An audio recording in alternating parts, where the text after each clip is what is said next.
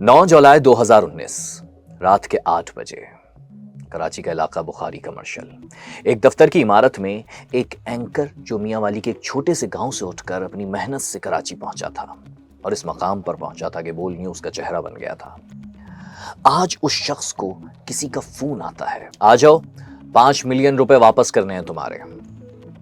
वो वहां पहुंच गया, लेकिन वापस आई उसकी डेड बॉडी।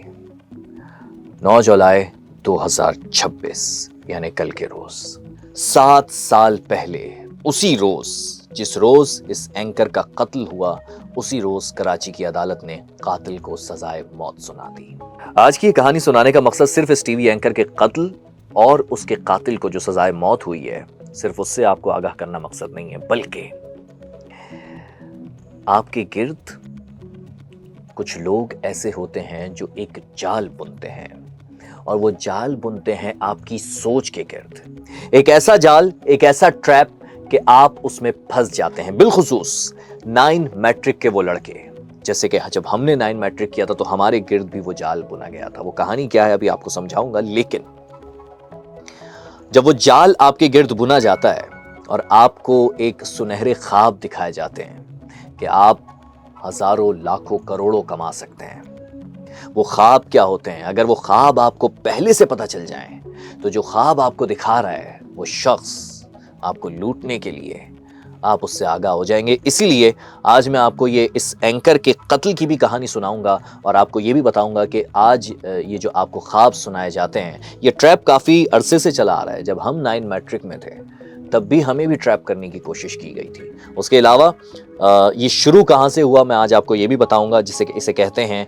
Ponzi scheme. वो किसने शुरू की थी, आज की ये कहानी आपको मुकम्मल सुनाएंगे। लेकिन उससे पहले आपको ये वाजे कर दूं कि आप इस वक्त देख रहे हैं थिंक टुडे। ये थिंक का मेन चैनल नहीं है, थिंक के मेन चैनल पर हम डॉक्यूमेंट्री पब्लिश करते हैं, लेकिन हाँ, थिंक टुडे पाकिस्तान के fastest growing digital media platform यानी कि थिंक का एक चैनल जरूर है, और इसमें हम रोजाना एक व्लॉग पब्लिश करते हैं। कल के लिए माजरत, ताखीर हो गई, कल हम व्लॉग पब्लिश नहीं कर सके क्योंकि हम ऑफिस में एक नया इंटरनल निज़ाम बना रहे हैं। किसी वक्त आपको ये भी समझाएंगे कि कैसे हम अपने ऑफिस को चलाते हैं, निज़ाम चलाते हैं। लेकिन बहरहाल अभी वक्त ज़ाया किए बगैर कहानी शुरू करते हैं। पहले तो ये जहन में बिठा लीजिए कि आज की इस कहानी की 3 परतें हैं, 3 कैरेक्टर। एक आतिफ जमान जिसने ये जाल बुना, जहन में रखिएगा आप सारी चीज़ें, जिसमें मीडिया के सितारे फंसे, बैंकर्स फंसे, एंकर फंसे।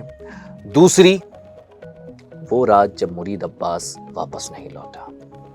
और तीसरी 7 साल की लड़ाई और वो सवाल जो आज भी जवाब मांग रहा है। और चौथे यकीनन आप लोग हैं जो कि इस ट्रैप में फंस जाते हैं। वो क्या ट्रैप होता है अब आपको डिटेल में समझाता हूं। सबसे पहले मैं आपको सुनाऊंगा इस कैरेक्टर आतिफ जमान की कहानी जिसे सजाए मौत हुई है। मगर ये कैरेक्टर वजूद में कैसे आया, इसने क्या किया था, ये जानने के लिए हमें जाना पड़ेगा 100 साल पहले, 20वीं सदी की दूसरी दहाई, अमेरिका। एक अतालवी चार्ल्स पॉन्जी, ये शख्स वेटर बना तो चोरी पर निकाल दिया गया, बैंकर बना तो करप्शन पर जेल गया, इश्तिहारी कंपनी इसने खोली तो वो भी ठप हो गई।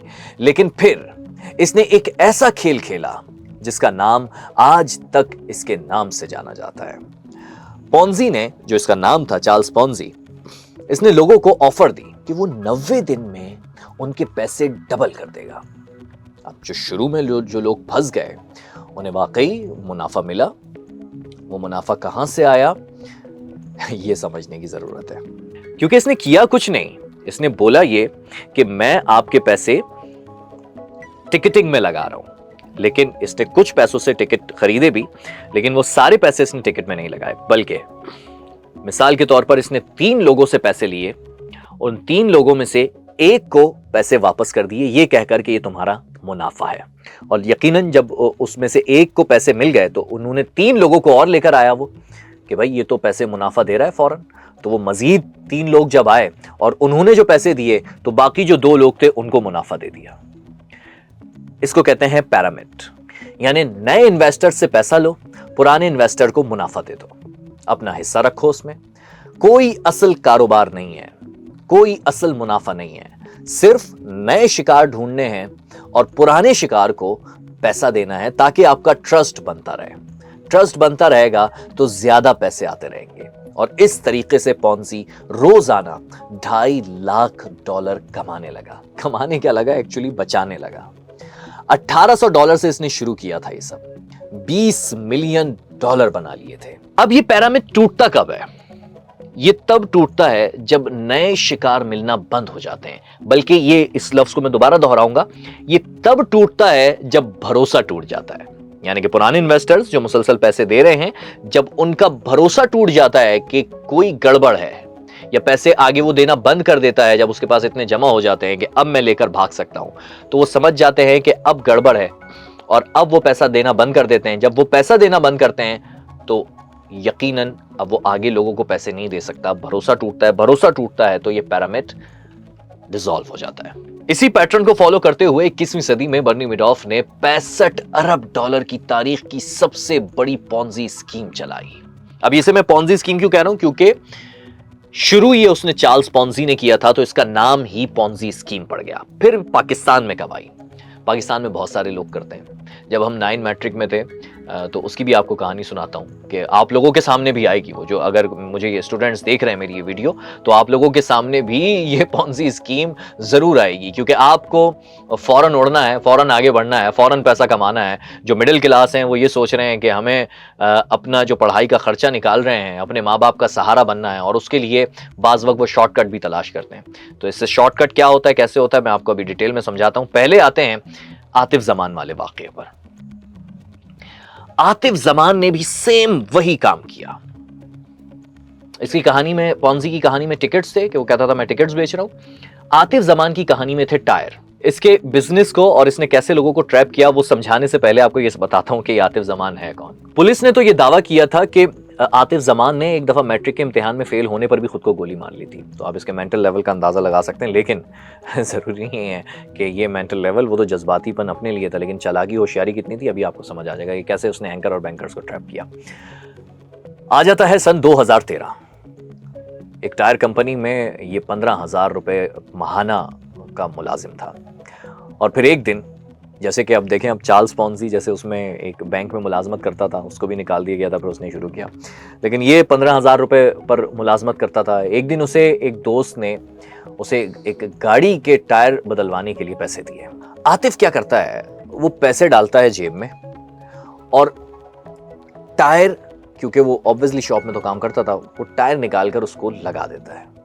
اور کچھ لوگ یہ بھی کہتے ہیں کہ جی اس نے ادھار پر مطلب ڈیل کر لیا تھا کہ جی یہ ادھار پر میں ٹائر لگوا رہا ہوں. یہاں سے اس کو سمجھ آیا کہ وہ اپنی جیب میں پیسے ڈال سکتا ہے صرف اپنی زبان کی بنیاد پر. اب غور کیجئے گا، اس نے کبھی زندگی میں کوئی ٹائر امپورٹ نہیں کیا تھا، کبھی زندگی میں اس کی کوئی فیکٹری نہیں تھی، وہ تو ایک ملازم تھا، اس کا کبھی کوئی کاروبار نہیں تھا. لیکن وہ ایک ایسا پلان بنانے جا رہا تھا، ایک ایسی دنیا لوگوں کو دکھانے جا رہا تھا جو اس کے اپنے خیالات میں تھی. اس کے پاس وہ چیز تھی جو ہزاروں ایمانداروں کے پاس نہیں ہوتی، جھوٹ کو سچ بنا کر پیش کرنے کی صلاحیت. اس نے اس کو یوز کیسے کیا اب آپ کو سمجھ آئے گا. سن 2014 کے بعد عاطف نے اپنا پلان شروع کیا. سب سے پہلے اس نے 2 بھائیوں غالباً ہمایوں اور یاسر، ان دونوں کو نشانہ بنایا. یہ غالباً بینکر تھے، کیونکہ کافی پرانی کہانی ہے، میں نے اس کو ریکال تو کیا ہے. $25 لاکھ انہوں نے کہا، اس نے کہا جی آپ لگائیے، 4-5 مہینے میں 15% جو ہے وہ میں آپ کو منافع دے دوں گا. اور وہ منافع ملا بھی باقاعدگی سے، 4-5 مہینے تک ملتا رہا منافع. اور وہ طریقہ وہی تھا. اور یہی اس جال کا سب سے خطرناک حصہ ہے نا، کہ جب آپ کو منافع ملتا ہے، آپ کی جیب میں پیسہ آتا ہے، آپ کا ٹرسٹ بننا شروع ہو جاتا ہے. انسان کو لگتا ہے کہ ہاں یار اس پر اور پیسہ لگایا جا سکتا ہے، اور دوسروں کو بھی بتاتا ہے وہ کہ بھائی میں تو یہاں پیسہ لگا رہا ہوں. کیونکہ جب اس کی زندگی بدلتی ہے، وہ موٹر سائیکل سے کار پر آتا ہے، کار سے اس سے بڑی گاڑی میں آتا ہے، تو پھر وہ دوسروں کو بھی بتاتا ہے کہ بھائی کہاں سے پیسے آ رہے ہیں آپ کے پاس، جناب یہاں سے آ رہے ہیں، آپ بھی لگا لیجئے. عاطف نے کہ 3 ہتھیار تھے عاطف کے پاس. پہلا ہتھیار مشہور چہروں کو استعمال کرنا. ہمایوں اور یاسر کے ذریعے عاطف میڈیا تک پہنچا. جب اینکرز نے پیسے لگائے اور منافع ملا تو انہوں نے خود ہی دوسروں کو بتایا. جس اینکر کو آپ روزانہ ٹی وی پر دیکھتے ہیں وہ کہے کہ یہ کاروبار ٹھیک ہے تو آپ یقین کریں گے. یقین کیجئے، آپ یقین کریں گے. کیونکہ ہم نے 15 سال میڈیا میں کام کیا ہے. لوگ ہم سے جاننا چاہتے ہیں یار وہاں جو ہوا تھا، حالانکہ ہمیں اس وقت تو پتہ بھی نہیں ہوتا تھا، بہت ساری چیزوں کا علم نہیں ہوتا تھا. یقین کیجئے لوگ جاننا چاہتے ہیں یار وہاں جو وہ واقعہ ہوا تھا وہ کیا ہوا تھا. اب آپ کوئی داستان بھی سنا دیں گے نا، اگر آپ کو نہیں بھی پتا ہوگا تو سامنے والا صرف آپ کے امپریشن پر یقین کرے گا کہ نہیں یہ میڈیا میں کام کر رہا ہے، اس کو واقعی پتا ہوگا. یہ ہوتی ہے سائیکالوجی، ہیومن سائیکالوجی. لوگ آپ کے ذہن میں ایک پرسیپشن بنا لیتے ہیں. یہی پرسیپشن آبویسلی اینکرز کا ہوتا ہے. حالانکہ آپ کو صحیح بات بتاؤں میں، چونکہ ہم نے تقریباً 13 سال ٹی وی میڈیا میں کام کیا ہے، نیوز اینکرز کو بہت زیادہ معلومات نہیں ہوتی. وہ صرف پرومپٹر دیکھ کر پڑھ رہے ہوتے ہیں. جو معلومات ہوتی ہیں وہ رپورٹرز کے پاس ہوتی ہیں، اینکر پرسنز کے پاس ہوتی ہیں. نیوز اینکر چونکہ صرف پرومپٹر دیکھ کر پڑھ رہے ہوتے ہیں تو ان کو بہت معلومات نہیں ہوتی. لیکن آبویسلی یہ جو میڈیا سے باہر لوگ ہیں ان کو تو نہیں پتا، ان کو تو نہیں اندازہ اس چیز کا کہ اس شخص کو اس بات کا پتہ ہے یا نہیں پتہ ہے. وہ تو یہی پوچھے گا یار وہ ٹرمپ نے دوبارہ حملہ کیوں کر دیا ہے. اب وہ بھلے کچھ بھی بتا دے، وہ مان لے گا. بہرحال لیکن اب سوشل میڈیا کے آنے کے بعد، یہ بات تو خیر میں پہلے کی کر رہا ہوں، اب لوگوں میں اویئرنیس بڑھ گئی ہے، بالخصوص جین زی میں، سوشل میڈیا کے آنے کے بعد. آگے بڑھتے ہیں، کہانی میں واپس آتے ہیں. تو اینکر اسی طریقے سے ایک اینکر مرید عباس بھی تھا، جس کے چہرے پر لوگوں کو بھروسہ تھا، جس کی زندگی لوگوں نے تبدیل ہوتے ہوئے دیکھی کہ بھائی یہ صرف بول سے حاصل ہونے والی سیلری کا پیسہ تو نہیں ہے. گاڑی آ گئی ہے، ایک نئی گاڑی آ گئی ہے، پھر یہ اور پیسہ آ رہا ہے. تو لوگوں نے پوچھنا شروع کیا کہ آپ کہاں پیسہ لگا رہے ہیں، کیا کام کر رہے ہیں. انہوں نے کہا جی میں یہاں انویسٹ کر رہا ہوں. ان لوگوں نے بھی انویسٹ کرنا شروع کر دیا. ایک اینکر نے دوسرے کو بتایا، دوسرے نے تیسرے کو بتایا، اور یوں 40 سے زیادہ انویسٹرز جمع ہو گئے. میڈیا، شوبز، بینک سب شامل تھے اس میں. بلکہ بینک کا ایک کپل تو اتنا متاثر ہوا، وہ میاں بیوی، کہ انہوں نے اپنی نوکری چھوڑ دی بینک کی. انہوں نے کہا بھائی یہاں سے پیسہ آ رہا ہے، بینک کی نوکری کو چھوڑو، اور عاطف کے پاس ملازمت کرنے لگے. کچھ اینکرز نے تو کمیشن کا بھی انتظام کر لیا تھا. ہاں، عاطف 25% دیتا تھا منافع. دوسرا جو ہتھیار تھا عاطف زمان کا، عاطف اسلم کہہ رہا ہوں، عاطف زمان کا، وہ یہ تھا کہ گورنر پنجاب کو اس نے ایک دفعہ جو ہے وہ 1 لاکھ روپے کا صرف چیک دیا اور تصویر کھنچوائی اور فیس بک پر لگائی کہ جیسے بہت بڑا وہی یہ بزنس ٹائکون ہے، اور یہ دیکھو گورنر پنجاب کو چیریٹی کر رہا ہے، کہ بڑے لوگوں سے تعلقات ہیں، اور بڑے لوگوں کی جو ہے وہ کسی کی ایک بڑے ادارے کی وہ کینٹین چلا رہا ہے. بہت زیادہ چیزیں اس نے ایسی شو کی کہ بھائی میں کنٹینر کے سامنے ایک تصویر لی اور تصویر لے کر جو ہے وہ فیس بک پر لگا دی کہ جی نئی کھیپ آ گئی ہے ٹائرز کی. حالانکہ وہ خالی کنٹینر کے سامنے لے کر، سب کچھ جھوٹ تھا. سوشل میڈیا پر تصویریں لگا رہا تھا. تصویریں لوگ کہتے ہیں بولتی ہیں، تصویریں جھوٹ بھی بولتی ہیں. لوگوں نے یہ نہیں سمجھا. اس کا جو تیسرا ہتھیار تھا، 2 ہتھیار میں نے آپ کو بتایا، تیسرا جو اس کا ویپن تھا وہ یہ تھا کہ کیش کو روٹیٹ کرنا، کیش سے کھیلنا. پیسہ لیتے ہی عاطف زمان اتنی ہی رقم فوراً جو ہے وہ چیک کاٹ کر دے دیتا تھا، انویسٹر کے ہاتھ میں تھما دیتا تھا کہ یہ لو بھائی آپ کا چیک آ گیا. اب آپ کی مرضی ہے، آپ اس پیسے کو کیش کرانا چاہتے ہو یا چیک آپ مجھے واپس ریٹرن کر دیتے ہو تو اس پر مزید اتنا منافع ملے گا. اب جب ایک شخص دیکھ رہا ہے یار میرے ہاتھ میں چیک تو آ گیا 5 لاکھ کا، ایک کام کرتا ہوں اسے واپس دے دیتا ہوں، اس کو 10 لاکھ کیوں نہ بنا دوں. چیک واپس آ گیا. کانفیڈنس بلا کا تھا. اکاؤنٹ میں پیسے بھلے ہو نہ ہو، کچھ زیادہ چک چک کرتا تھا، اس کو بھی چیک کاٹ کر دیتا تھا. اب کیونکہ سب کچھ کیش میں تھا، کوئی رسید نہیں تھی، کوئی اکاؤنٹ نہیں تھا، کوئی ریکارڈ نہیں تھا، اب سب پھنسنے والے تھے. لیکن اس سے پہلے اب میں آپ کو لے کر چلتا ہوں کہ مرید عباس کون تھا، جس کی قتل میں یہ اس شخص کو سزا ہوئی ہے، سزائے موت ہوئی ہے. مرید عباس میاں والی کے ایک چھوٹے سے گاؤں میں رہنے والا تھا. اتنی بڑی محنت کی تھی اس شخص نے، اور اپنی محنت سے ہی کراچی آیا، اور ایک بڑا ہی زبردست کام کاج کرنے والا، محنت کرنے والا انسان تھا. اپنی محنت سے، کیونکہ ہم جانتے ہیں سما میں بھی اس نے کس طریقے سے نوکری حاصل کی تھی، اور پھر اس کے بعد اینکر کس طریقے سے بنا تھا، کہ جن صاحب نے اس کو اینکر بنایا تھا ان سے بھی واقف ہوں. اب ایک صبح مرید عباس جاگنگ کر رہا تھا پارک میں.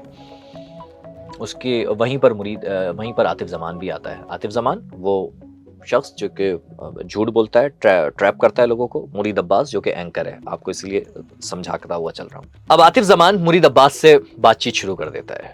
جاگنگ کرتے ہوئے یہ بات چیت شروع ہو رہی ہے. اب چونکہ مرید عباس نے عاطف زمان کو دیکھ رکھا تھا، ہمایوں وغیرہ جیسے میں نے ابھی شروع میں ذکر کیا ان کے ساتھ، عاطف زمان اور ان میں بات چیت شروع ہو جاتی ہے کہ جی آپ کیا کام کرتے ہیں، کیسے کرتے ہیں، کہاں پیسہ لگانا ہوتا ہے، اچھا جی ٹائر کا بزنس ہے، اتنے پیسے لگانے ہوتے ہیں تو اتنا مل جاتا ہے، ٹھیک ہے جی۔ ابھی تک مرید نے پیسہ نہیں لگایا، اس سے پہلے کی بات بتا رہا ہوں، یہ پہلی ملاقات بتا رہا ہوں جب اس کی عاطف زمان سے ہوتی ہے۔ مرید انسپائر ہوتا ہے اور مرید اپنا پیسہ لگاتا ہے، نہ صرف اپنا پیسہ لگاتا ہے بلکہ جب اس کے حالات بدلنے لگتے ہیں، جیسے کہ اب سے کچھ دیر پہلے میں نے بتایا، تو باقی لوگ بھی پیسہ لگانا شروع کر دیتے ہیں، رپورٹرز بھی، اینکرز بھی، اور چونکہ اسکرین فیس ہے تو لوگ بھروسہ کرتے ہیں، فیملی ممبرز بھی۔ مرید نے 100 سے 120 ملین روپے لگا دیے۔ اس کے ایک ساتھی نے بتایا تھا کہ جب وہ مرید صاحب کا حلیہ دیکھتے تھے، ٹپ ٹاپ گاڑی، اچھے دوست، تو وہ بھی متاثر ہوتے تھے۔ میڈیا میں تنخواہیں دیر سے ملتی ہیں تو سوچتے تھے کہ بھائی یہ کیا کام کر رہے ہو، انویسٹمنٹ کہاں کر رہے ہو، تو ہم بھی انویسٹمنٹ وہیں کرتے ہیں۔ لیکن مرید نے ایک کام ایسا کیا تھا جو اس کی اچھائی کی بھی نشانی ہے، وہ بتاتا ہوں میں آپ کو۔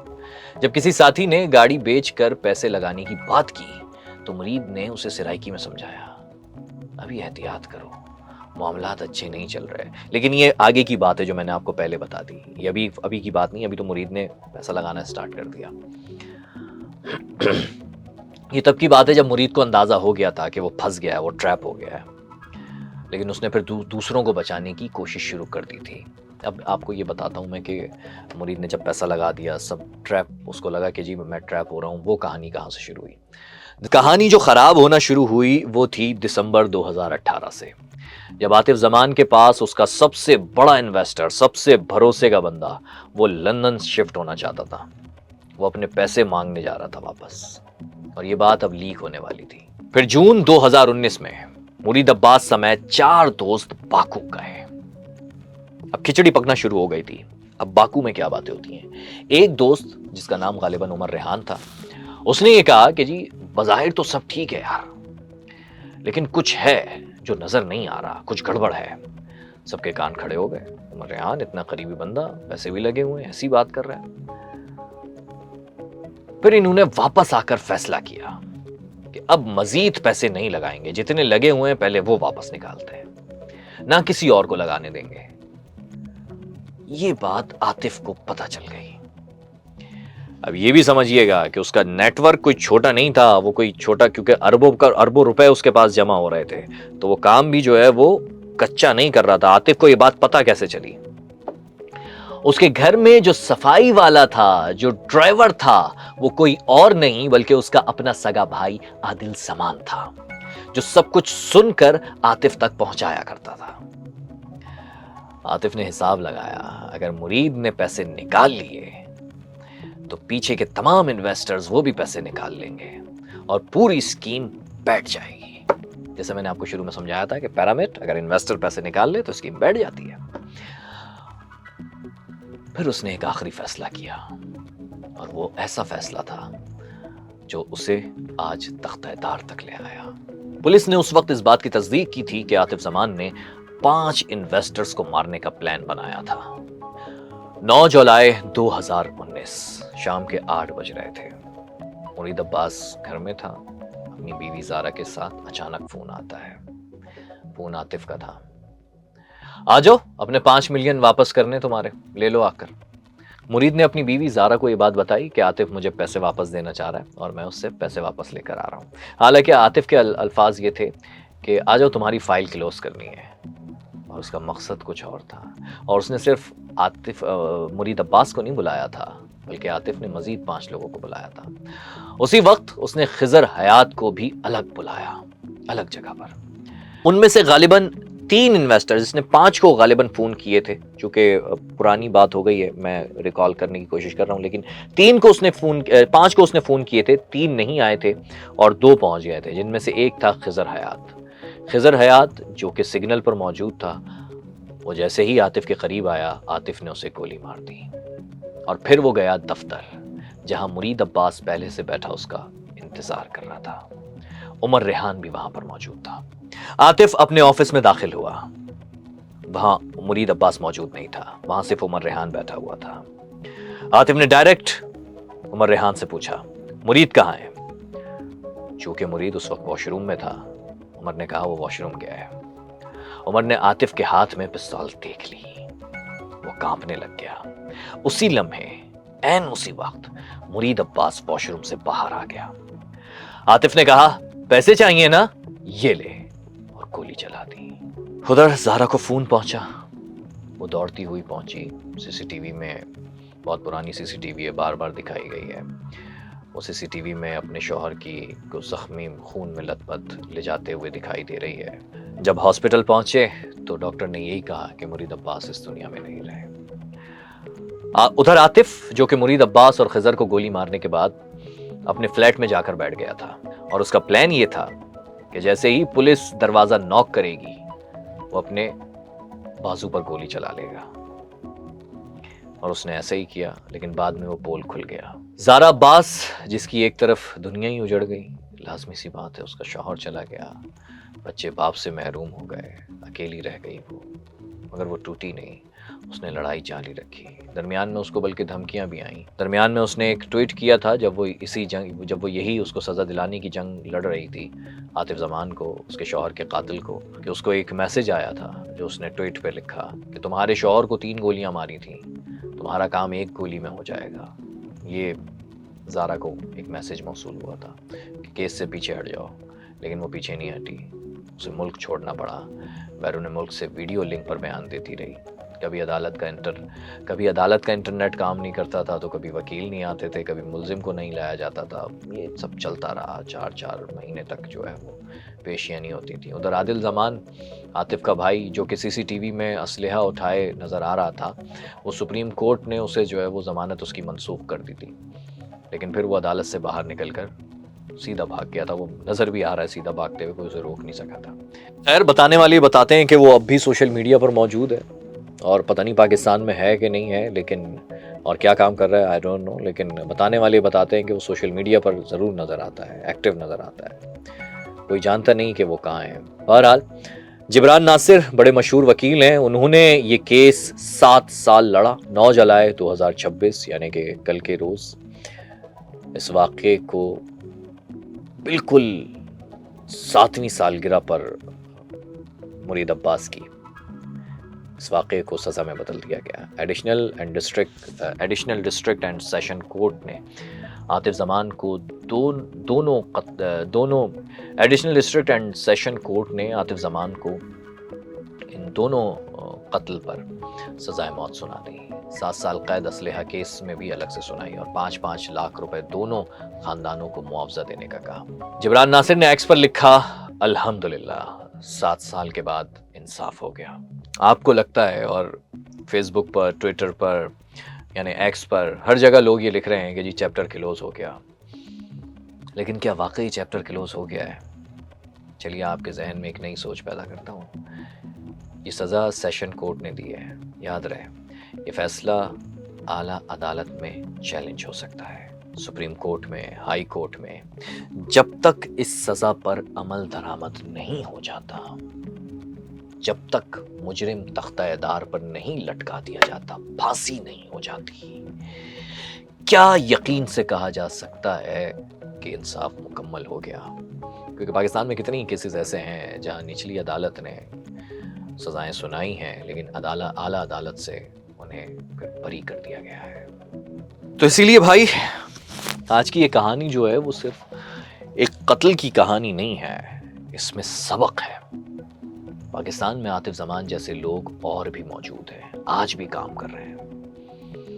कोई क्रिप्टो का नाम लेकर कर रहा है, कोई रियल एस्टेट का नाम लेकर कर रहा है, और अब तो चूंकि सोशल मीडिया का ज़माना है, अब तो और बल्कि अब तो एआई भी इंटीग्रेट हो गया है। जो तस्वीर आतिफ ज़मान कंटेनर के सामने, गवर्नर के सामने, उसके पास मेहनत करके जाता था, पहुंचता था, चलो वो थोड़ी मेहनत तो करता था, जाता था बेवकूफ़ बनाने के लिए लोगों को, वहां तक पहुंचता था और फिर पिक्चर्स लेकर लगाता था, अपनी अपनी अपनी अपनी एक ऐसी ज़िंदगी दिखाता था जो लोग जीना चाहते हैं, बड़े लोगों का ख्वाब होता है, अपनी एक लग्जरी लाइफ दिखाता था। एआई में तो आपको जरूरत ही नहीं है। एआई में तो आप कहीं भी खड़े हो और अपनी तस्वीर का बैकग्राउंड चेंज करेंगे और यूं वो चेंज हो जाएगा एक प्रॉम्प्ट पर। आप गवर्नर से भी हाथ मिला सकते हैं, आप चेक भी दे सकते हैं, आप डोनाल्ड ट्रंप को चेक देते हुए भी नजर आएंगे एआई के जरिए। तो हाँ, यकीन ये, लेकिन करते कुछ ऐसा, ट्रैप ऐसा करते हैं कि जो लोगों को हजम हो जाए कि हाँ यार। बहरहाल, बात मज़ाहिया नहीं है, बात बहुत संजीदा है। लिहाजा जो मैं शुरू में मैंने एक बात बताई थी कि जब हम 9 मैट्रिक में, तो हमें भी ट्रैप किया गया था। एक कंपनी होती थी, اس کمپنی کا نام میں نہیں لوں گا کیونکہ لازمی سی بات ہے وہ اصل میں تو وجود میں ہے کمپنی کا، کیونکہ ایسا نہ ہو وہ کلیم کرنے لگیں جی آپ ہمیں کہہ رہے ہیں، نہیں انہیں نہیں کہہ رہے، لیکن ان کے نام سے کہتے تھے جی چائنیز کمپنی ہے، اور وہ مونوگرام اس کا کچھ اس طریقے کا ہوتا تھا۔ بہرحال اس چائنیز کمپنی کا نام لے کر غالباً سائٹ ایریا میں ایک اس کا ایک وہ بنایا جاتا تھا کہ جی یہ ایک آفس ہوتا تھا کافی بڑا سا، اور اس میں دکھایا جاتا تھا کافی سارے اسٹوڈنٹ بھرے ہوئے ہیں۔ اس دور میں تو میرے خیال اینڈرائڈ موبائل بھی نہیں تھے زیادہ تر لوگوں کے پاس، اور جو کی پیڈ والے ہوتے تھے یا اینڈرائڈ بھی موجود ہوتے تھے تو وہ لوگوں سے لے لیے جاتے تھے کہ آپ اندر نہیں لے جا سکتے کیونکہ سیشن نہیں ریکارڈ کر سکتے۔ اور سیشن میں کیا چیز بتائی جاتی تھی؟ سیشن میں ایک ہی چیز بتائی جاتی تھی کہ آپ نے ایک پروڈکٹ سیل کرنا ہے۔ ہم گھڑیاں بھی بیچتے ہیں، ہم فلاں چیز بھی بیچتے ہیں، ہم فلاں چیز بھی بیچتے ہیں، حالانکہ بیچ وہ کچھ نہیں رہے ہوتے تھے۔ ہم نے یہ پروڈکٹ سیل کرنا ہے، اور اس پروڈکٹ کو سیل کرنے کے لیے ہمیں لوگ چاہیے، اور لوگ لانے میں آپ مدد کریں گے۔ آپ کیا کریں گے؟ آپ 3 لوگوں کو لائیں گے، اور ان 3 لوگوں کو بولیں گے کہ آپ مزید اور 3 لوگوں کو لائیں گے، یعنی کہ ہر بندہ 3 لوگوں کو لائے گا، زیادہ کچھ نہیں کرنا ہے۔ وہ جو 3 لوگ آپ لائیں گے اس میں آپ کا کمیشن شامل ہوگا۔ شروع میں آپ کو 8,000 روپے 10,000 روپے دینے ہوں گے، اور اس کے بعد پھر آپ کا کمیشن آن ہو جائے گا، یعنی کہ 8,000 روپے 10,000 روپے کر کے ان کے پاس پیسے آ گئے۔ بات سمجھ آ رہی ہے؟ انویسٹرز آ گئے، اب انہوں نے اس میں سے 8,000 روپے دیے تو کسی کو 1,000 دینے، کسی کو 2,000 دینے، کسی کو یقیناً جس کا جو کمیشن طے ہوا جتنے جو بندے لا رہا ہے اس کا بھروسہ بنتا جا رہا ہے، ایک امپائر بنتا جا رہا ہے۔ تو اس طریقے کی اسکیمز، پونزی اسکیمز آپ کے سامنے آتی رہی ہیں، بلکہ ایک بہت بڑا ٹریپ ہوا تھا جو کہ بعد میں جس پر جو ہے وہ جامعہ بنوریا پر الزام لگایا گیا تھا، لیکن انہوں نے خود کو کلیئر کیا تھا کہ ایسا بالکل بھی نہیں ہے، بلکہ چھوڑو جامعہ بنوریا والا کاٹ دو۔ ایک بہت بڑا بلکہ ایک اسکیم ایک اور بھی ہو چکا ہے جو کہ ہوا ہے مذہب کا نام لے کر، مداربہ اور مشارکہ کا نام لے کر۔ وہ کہانی کبھی اور آپ کو سنائیں گے، مگر آج کی کہانی کا مقصد یہ تھا کہ اپنے آپ کو سیو رکھیے۔ اگر کوئی آپ سے کہہ رہا ہے کہ میں یہ کاروبار کر رہا ہوں یہاں پر انویسٹ کر دیجئے، تو پہلے آپ کاروبار نہ صرف دیکھیے بلکہ جج کیجئے کہ کیا وہ کاروبار کر بھی رہا ہے۔ ایک اور بلکہ اسکیم مجھے یاد آ گیا، وہ غالباً ہوا تھا کراچی کے علاقے پاپوش نگر میں۔ اس شخص کا مجھے نام یاد نہیں آ رہا، لیکن جو مجھے دھندلا، کیونکہ میں اپنی میموری میں کیس جو ہے وہ ریکال کر رہا ہوں، کیونکہ ہم جو مین تھنگ ہے اس پر ہم ریسرچ بیس اور ہر چیز جو ہے مکمل دکھاتے ہیں اور ڈیٹیل میں چیزیں دیتے ہیں۔ اس میں ہم ولاگ کرتے ہیں ڈیلی، تو بہت زیادہ ہم نے پاپوش کے علاقے میں وہ کیس تھا جس میں وہ کہتا تھا کہ جی میں پانی بیچ رہا ہوں، پانی کا کام کر رہا ہوں، اور اس نے اپنی لوگوں کو جس کمپنی میں ملازمت کرتا تھا، بالکل اسی طرح جیسے ٹائر کمپنی میں ملازمت کرتا تھا، جس کمپنی میں ملازمت کرتا تھا وہ وہاں لے جا کر فیکٹری گھما دیتا تھا، اور وہاں کہتا تھا کہ جی میرے گیسٹ ہیں، اور وہاں وہ فیکٹری گھما دیتا تھا، دیکھیں جی یہ میری فیکٹری میں یہاں میں انویسٹ کر رہا ہوں، اور دیکھیں یہاں سے آپ کو منافع مل رہا ہے۔ اور اس نے پتہ نہیں کتنے جو ہے وہ کراچی پاپوش نگر کا ایک علاقہ ہے، اس میں اس نے تمام اس علاقے والوں سے تقریباً کوئی کروڑوں روپے لگوا دیے تھے، تھوڑے لاکھوں کر کے کروڑوں روپے لگوا دیے تھے، اور پھر غائب ہو گیا۔ بھائی صاحب، اگر آپ کو کوئی اپنا کاروبار دکھا بھی رہے، ایک تو پہلی چیز تو خود محنت کرنی چاہیے بھائی، خود سے کوئی کام کرنا چاہیے۔ انویسٹمنٹ تب کریں جب آپ انویسٹمنٹ کرنے کے قابل ہو جائیں۔ جب آپ کے پاس 1 کروڑ روپے ہوں تو تب آپ 2 لاکھ انویسٹ کرنے کا سوچیں، تب آپ 10 لاکھ انویسٹ کرنے کا سوچیں۔ 10 لاکھ بھی زیادہ کہہ رہا ہوں۔ آپ کے پاس 10,000 روپے ہیں اور آپ سوچ رہے ہیں میں 8,000 انویسٹ کر دوں، تو بہت ہی غلط آپ کی سوچ ہے۔ سیف رہیے اور اپنے ارد گرد والوں کو بھی سیف رکھیے۔ اس ویڈیو کو، چونکہ یہ ایک آگاہی میسیج بھی ہے، تمام لوگوں تک پہنچائیے تاکہ تمام لوگ آپ کے ارد گرد والے اس پونزی اسکیم سے سیف رہ سکیں۔ Thank you so much.